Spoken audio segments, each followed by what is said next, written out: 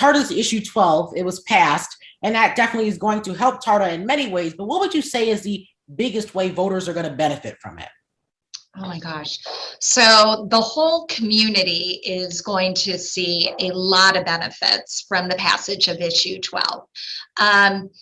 Basically, first of all, I mean, we're going to be able to have transit service that is really meeting the needs um, of our community. And so we're going to be able to have Sunday service for a fixed route. We are going to be able to go to places where the jobs are growing and where the population is also growing.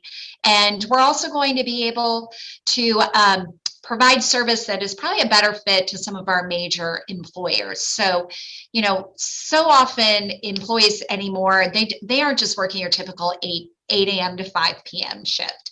I mean, they're working second shift, third shift. So our desire is really that we will be able to maximize this new amount of resources so that we can serve more of those different and critical work shifts for those who need it. Of course, as you mentioned, returning that Sunday service, that was a big deal for a lot of people that utilize TARTA on a daily basis and of course on Sundays. So what do you think was the biggest impact of TARTA losing that Sunday service, and what does it mean to have it back now? Yeah. Well, Sunday meant a lot to this community. I heard ever since I've returned home, I grew up here in April 2020. I heard a lot from not just our customers, but from community leaders, faith leaders, also working with Amazon and Rossford. I mean, they were looking for Sunday service to bring the workforce to them. So, you know, really, I think what it means to have Sunday service start again, and we're not, anything we start again is going to be better and look different. I do want to say that. So we kind of all check ourselves here at Team TARTA and say it's not going back to Sunday service. It's going to be Sunday starter service, because we're going to make sure those hours can really meet the needs so that people, you know, church service starts early. People need to get to work early on Sundays. So we're looking at something that is going to be broad and be able to meet those community needs. What do you think is the significance of that private partnership to work with businesses and companies that are coming right here into the Glass City?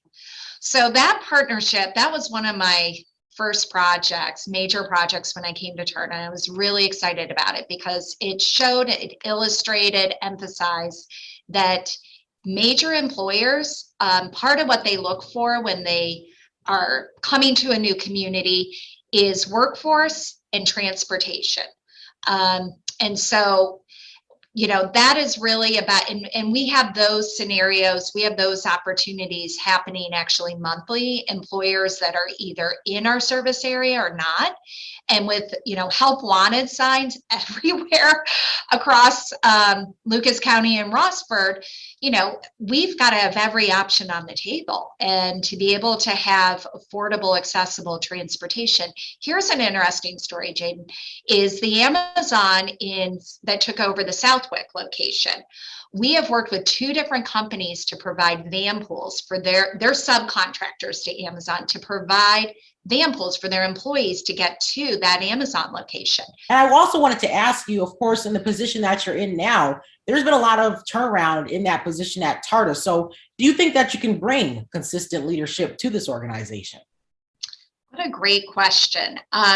Yes, I definitely think I can bring consistent leadership. And, you know, I really also thank my predecessor who brought me to Team TARTA, Kim Dunham, because she really did some phenomenal transformational work, and she really laid the foundation for this community to believe in a different, brighter day and a different type of public transit system.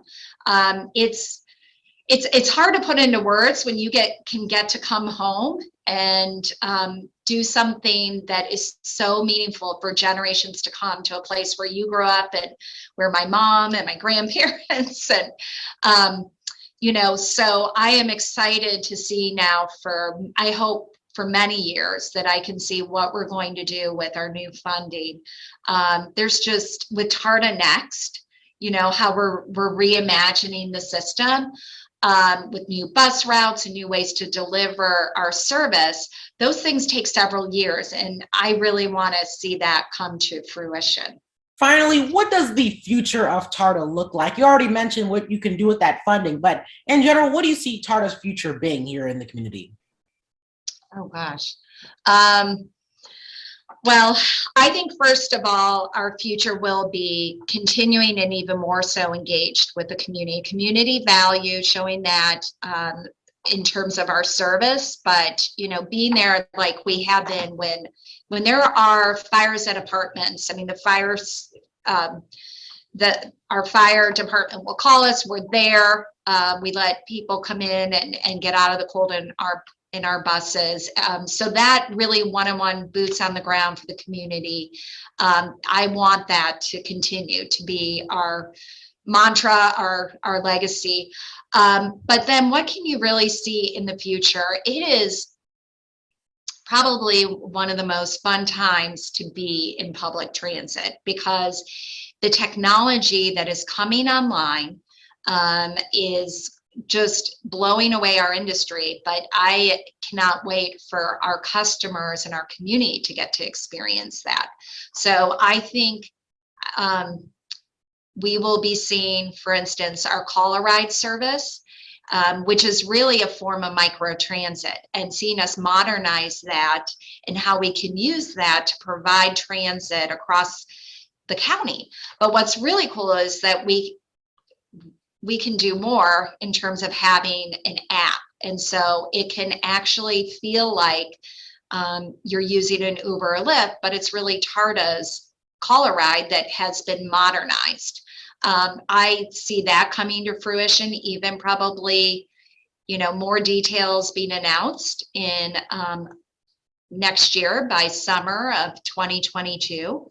I also think that we're going to be seeing new bus routes that do not, it's great to come downtown, but there's so much need to go from a suburb like Sylvania to a place like, Maumee. And so I think, or like Oregon to another part of Toledo, like Secor Road. So really excited to introduce crosstown service. And then finally, this community is very unique and special in how they embrace people with disabilities, and that big goal to be the most disability friendly city in the country. I love it. And we want to be a part of that and making that real. So I think that our community is going to see some really exciting improvements to our paratransit service. I think that from new vehicles to new ways to reserve their rides, and just the big bow around all of that is that we have a phenomenal team, and we're just working hard every day to elevate that customer experience, because that's really so much depends on growing strong ridership, is that experience that our customers have. Laura Koprowski, CEO of the Toledo Area Regional Transit Authority, thank you so much for your time. Thank you.